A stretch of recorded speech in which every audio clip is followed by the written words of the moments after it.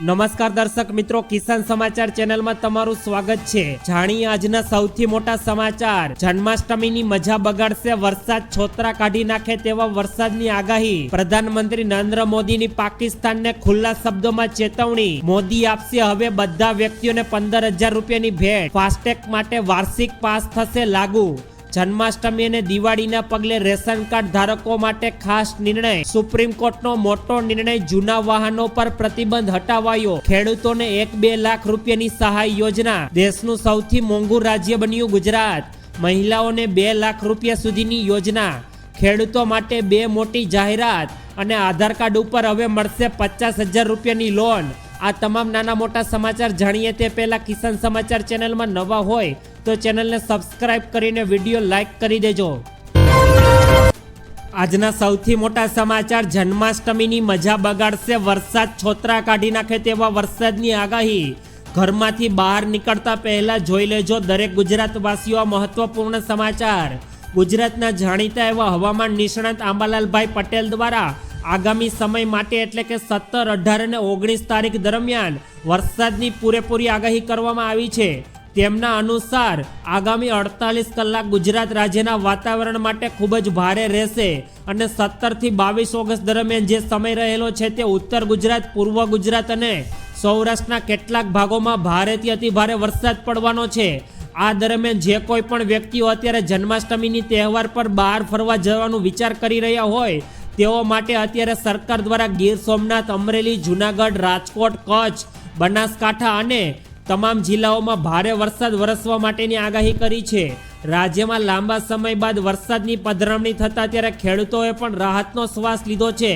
હવામાન વિભાગની આગાહી વચ્ચે અત્યારે ગીર સોમનાથ જિલ્લામાં અને દરિયાકાંઠાના વિસ્તારોમાં ભારે વરસાદ નોંધાયો, જેમાં દીવ સહિત કોડીનાર અને ઉના આસપાસના વિસ્તારોના ગામમાં ધોધમાર વરસાદ ખાબક્યો છે। અમરેલીના સાવરકુંડલામાં બપોર બાદ મેઘરાજાએ આગમન થયું હતું અને લાંબા સમય બાદ સાવરકુંડલામાં પણ અત્યારે વરસાદ વરસતા અત્યારે લોકોમાં ખુશીનો માહોલ છે। આ દરમિયાન અત્યારે ગરમીથી લોકોને મોટા સમય બાદ રાહત મળી છે। ત્યારબાદના બીજા મોટા સમાચાર। પીએમ નરેન્દ્ર મોદીની પાકિસ્તાનને કડક શબ્દોમાં ચેતવણી। પ્રધાનમંત્રી નરેન્દ્ર મોદીએ ગઈકાલે લાલ કિલ્લા પરથી 12મી વખત ધ્વજ ફરકાવ્યો હતો। આ દરમિયાન તેમને દેશને સંબોધન કર્યું અને પોતાના સંબોધનમાં પીએમ મોદીએ ઈશારામાં પાકિસ્તાન પર કટાક્ષ કસ્યો હતો અને પાકિસ્તાનને અત્યારે ખુલ્લા શબ્દોમાં ચેતવણી આપીને સ્પષ્ટ કરી દીધું છે કે ભારતમાં પાણી અને લોહી એક સાથે નહીં વહી શકતા। પીએમ નરેન્દ્ર મોદીના નિવેદનથી અત્યારે સ્પષ્ટ થઈ ગયું છે કે ભારત સરકાર દ્વારા આવનારા સમયમાં પાકિસ્તાનને જે પાણી સિંધુ નદીનું આપવામાં આવી રહ્યું છે તે કોઈ પણ સમયે પાકિસ્તાનનું સરકાર દ્વારા પાણી રોકવામાં આવી શકે છે। પીએમ નરેન્દ્ર મોદીના નિવેદનથી અત્યારે સ્પષ્ટ થઈ છે કે પાકિસ્તાનની આવનારા સમયમાં ભારેથી અતિ ભારે ગંભીર પરિસ્થિતિ થવાની છે। તો બીજી તરફ અત્યારે પાકિસ્તાનના પીએમએ પણ મોદીને અત્યારે કડક શબ્દોમાં ચેતવણી આપી છે, જે બાદ આજે પીએમ નરેન્દ્ર મોદીએ ઈશારામાં પાકિસ્તાનને પણ તેમની ભાષામાં સમજાવી દીધું છે। ત્યારબાદના બીજા મોટા સમાચાર। પીએમ મોદી આપશે હવે બધાને 15,000 રૂપિયા સુધીની મોટી ભેટ।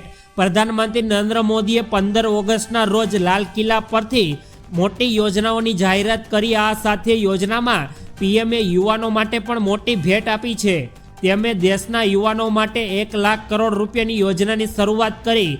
આ યોજના પ્રધાનમંત્રી વિકસિત ભારત રોજગાર યોજના નામ જાહેર કરવામાં આવ્યું છે, એટલે કે આ યોજનાને સરકાર દ્વારા અત્યારે વિકસિત ભારત રોજગાર યોજના તરીકે નામ આપવામાં આવ્યું અને આ યોજના હેઠળ લગભગ દેશના 3.5 કરોડ યુવાનો માટે રોજગારની નવી તકો સરકાર દ્વારા આવનારા સમયમાં ઊભી કરવામાં આવશે। આ ઉપરાંત પ્રાઇવેટ સેક્ટરમાં પણ પહેલી નોકરી કરનાર લોકોને પણ સરકાર દ્વારા અત્યારે 15,000 રૂપિયાની સહાય મળી રહેવાની છે। વડાપ્રધાન નરેન્દ્ર મોદીએ અત્યારે આ યોજના યુવાનો માટે નવી નોકરીઓ અને નવી તકો મળશે તેવું જણાવ્યું છે। તેમણે કહ્યું કે ખેડૂતો માટે ઘણી બધી યોજનાઓ અત્યારે સરકાર કામ કરી રહી છે। મહિલાઓ માટે પણ લખપતિ દીદી યોજનાઓ સરકાર દ્વારા શરૂ કરવામાં આવી છે। તો આજે હવે સરકાર દ્વારા મહિલાઓ અને ખેડૂતો બાદ યુવાનો માટે પણ સરકાર દ્વારા મોટી યોજનાની શરૂઆત કરવામાં આવી છે। ત્યારબાદના મોટા સમાચાર। ફાસ્ટેગ માટેના વાર્ષિક પાસ થશે લાગુ। વારંવાર મુસાફરી કરતા લોકો માટે મોટી ખુશખબર, ટોલ પ્લાઝા પર કરો હવે મોટી બચત। જો તમે પણ નેશનલ હાઈવે પર વારંવાર મુસાફરી કરતા હો તો તમારા માટે એક મહત્વપૂર્ણ સમાચાર। National highway authority of India NHIA 15 August 2025થી ફાસ્ટેગ માટેના વાર્ષિક પાસ લાગુ કરી દીધા છે। આ પાસની મદદથી હવે તમે વર્ષે 7,000 રૂપિયાથી લઈને 17,000 રૂપિયા સુધીની મોટી બચત કરી શકો છો, જે વાહન ચાલકો માટે અત્યારે ખૂબ જ ફાયદાકારક છે। આ પાસ ફક્ત ખાનગી વાહનો માટે ઉપલબ્ધ થશે, જ્યારે કોમર્શિયલ વાહનો તેનો અત્યારે લાભ મેળવી શકશે નહીં।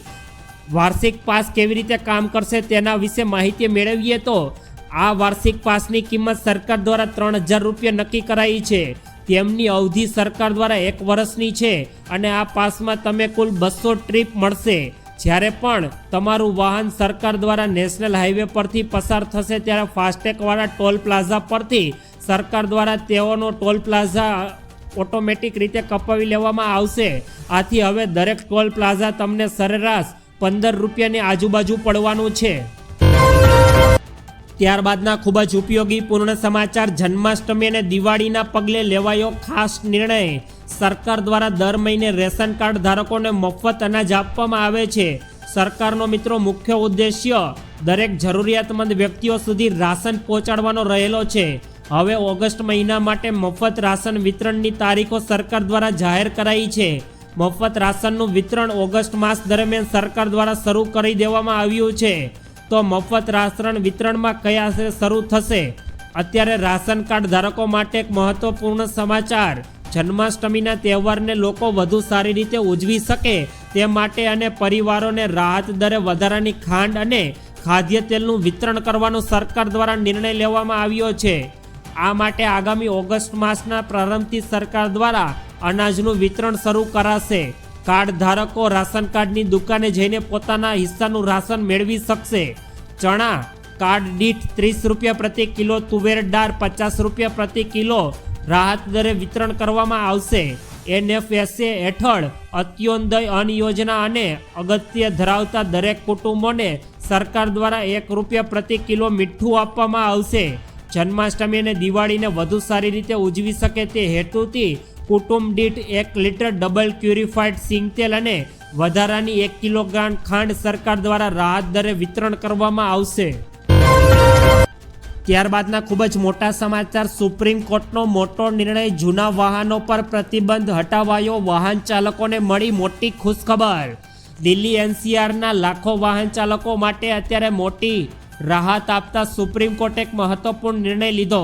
સુપ્રીમ કોર્ટે હવે 10 વર્ષ જૂના ડીઝલ અને 15 વર્ષ જૂના પેટ્રોલ વાહનો પર પ્રતિબંધને લાગુ કરવાના આદેશ પર હાલ પૂરતો અત્યારે સ્ટે મૂકી દીધો છે। આ નિર્ણયથી દિલ્હી સરકારની અરજીની સુનાવણી દરમિયાન લેવામાં આવ્યો, જેમાં દલીલ કરવામાં આવી હતી કે આ નીતિ સામાન્ય લોકોને નુકસાન પહોંચાડી શકે। દિલ્હીમાં અત્યારે વધતા જતા પોલ્યુશનને જોતા સરકાર દ્વારા 10 વર્ષ જૂના ડીઝલ વાહનો અને 15 વર્ષ જૂના પેટ્રોલ વાહનો પર સરકાર દ્વારા પ્રતિબંધ લગાવી દેવામાં આવ્યો હતો, પરંતુ અત્યારે હાઈકોર્ટ દ્વારા ત્યાં સરકારનો નિર્ણય ઊભો રાખી દેવામાં આવ્યો છે, જેથી અત્યારે લાખો વાહન ચાલકોને અત્યારે મોટી ખુશખબરી મળી છે। ત્યારબાદના મોટા સમાચાર, ગુજરાતના ખેડૂતોને 1-2 લાખ રૂપિયાની સહાય યોજના।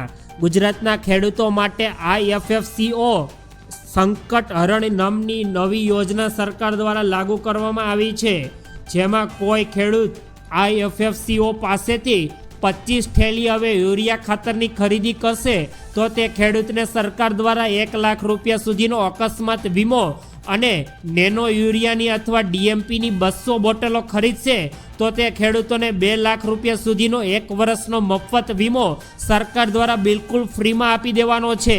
જે ખેડૂતોને ખેતી દરમિયાન જાનનું જોખમ વધારે રહેલું છે તેમના માટે તો આ યોજના આશીર્વાદરૂપ છે। આનો લાભ લેવા માટે અત્યારે ખાતરની ખરીદીની સ્લીપ તમારે સરકારને બતાવવી પડશે, ત્યારબાદ તમને ગ્રામ્ય ઓફિસેથી તમને પણ આ 2 લાખ રૂપિયા સુધીનો વીમો સરકાર દ્વારા પ્રાપ્ત થઈ જશે। ત્યારબાદના મોટા સમાચાર, દેશનું સૌથી મોંઘું રાજ્ય બન્યું ગુજરાત। ગુજરાતમાં અત્યારે અનેક ઉદ્યોગો વિકસી રહ્યા છે અને ભારતના સૌથી વધારે વિકસિત રાજ્યોની યાદીમાં પણ અત્યારે ગુજરાતનું નામ ટોપ પર આવે છે। પરંતુ અત્યારે મિત્રો જો વાત કરીએ તો ગુજરાતમાં રહેવા માટે કેટલા રૂપિયાની જરૂર પડે છે તેના વિશે આજે આપણે જાણીશું. તમે સામાન્ય જીવન જીવી શકો તે માટે એક સર્વે કરવામાં આવ્યો, જેમાં અત્યારે સાબિત થયું છે કે ગુજરાત રાજ્યમાં ખર્ચ મામલે ભારતનું સૌથી મોંઘું રાજ્યમાંનું એક છે.